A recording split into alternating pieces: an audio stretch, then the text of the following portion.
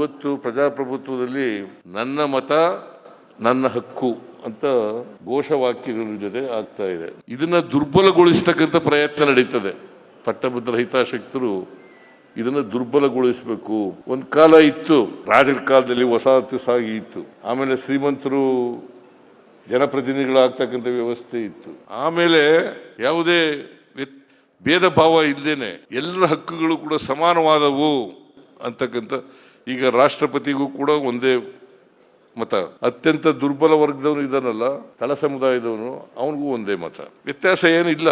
ಅದಕ್ಕೆ ಬಾಬಾ ಸಾಹೇಬ್ ಅಂಬೇಡ್ಕರ್ ಅವರು ಒಬ್ಬ ವ್ಯಕ್ತಿ ಒಂದು ಮತ ಒಂದು ಮೌಲ್ಯ ಅಂತ ಹೇಳಿದ್ರು. ಒಬ್ಬ ವ್ಯಕ್ತಿ ಒಂದು ಮತ ಒಂದು ಮೌಲ್ಯ ಅಂತ ಹೇಳಿದ್ರು. ಆದರೆ ಅದು ಆರ್ಥಿಕವಾಗಿ ಸಾಮಾಜಿಕವಾಗಿ ಇಲ್ಲ.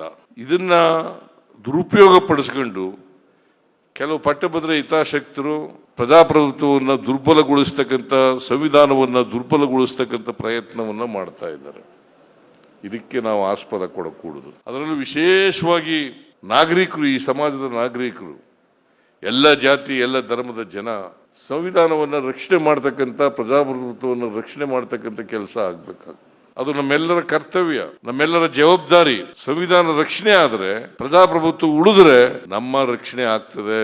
ಆದ್ರಿಂದ ಪ್ರಜಾಪ್ರಭುತ್ವವನ್ನು ಎಷ್ಟೇ ತೊಂದರೆಯಾದ್ರೂ ಕೂಡ, ಸಂವಿಧಾನವನ್ನ ಎಷ್ಟೇ ತೊಂದರೆಯಾದ್ರೂ ಕೂಡ ಉಳಿಸ್ಕೊಳ್ತಕ್ಕಂಥ ಜವಾಬ್ದಾರಿಯನ್ನ ನಾವು ನಿರ್ವಹಿಸಲೇಬೇಕು ಅಂತಕ್ಕಂಥ ಮಾತುಗಳನ್ನ ಈ ಸಂದರ್ಭದಲ್ಲಿ ಹೇಳಲಿಕ್ಕೆ ಬಯಸ್ತಾ ಇದ್ದೀನಿ. ಯಾವುದೇ ಕಾರಣಕ್ಕೆ ಪ್ರಜಾಪ್ರಭುತ್ವ ಉಳಿಸ್ತೇನೆ, ಸಂವಿಧಾನ ಉಳಿಸ್ತೇನೆ. ಅದಕ್ಕೋಸ್ಕರನೇ ನಮ್ಮ ಸರ್ಕಾರ ಬಂದ ಮೇಲೆ ಮಹದೇವಪ್ಪನವರು ಸಮಾಜ ಕಲ್ಯಾಣ ಇಲಾಖೆಯ ಜವಾಬ್ದಾರಿ ಒತ್ತುಕೊಂಡ ಮೇಲೆ ಎಲ್ಲ ಶಾಲಾ ಕಾಲೇಜುಗಳಲ್ಲಿ, ಯೂನಿವರ್ಸಿಟಿಗಳಲ್ಲಿ ಸಂವಿಧಾನದ ಪೀಠಿಕೆಯನ್ನ ಓದಿಸ್ತಕ್ಕಂಥ ಕೆಲಸವನ್ನು ಮಾಡ್ತೀವಿ.